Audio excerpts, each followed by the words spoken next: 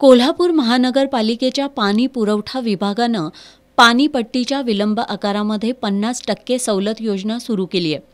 1 ते 29 फेब्रुवारी अखेर पाणी बिलाची थकीत रक्कम एक रकमी भरल्यास विलंब आकारामध्ये 50% सवलत देण्यात येणार आहे, तर 1 ते 31 मार्च अखेर 30% सवलत देण्यात येणार आहे।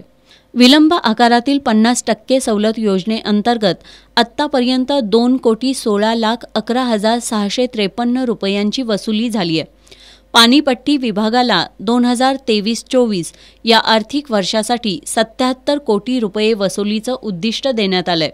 आज अखेर 38,69,67,67 इतकी रक्कम वसूल झाली आहे। 50% सवलत योजनेअंतर्गत 1 ते 20 फेब्रुवारी अखेर 7,516 कनेक्शन धारकांनी 2,16,11,653 इतकी रक्कम भरली आहे। यामध्ये 14,33,166 इतका विलंब आकार जमा झालाय, तसंच 2,01,78,487 इतकी थकीत पाणी बिलाची रक्कम जमा झाली आहे।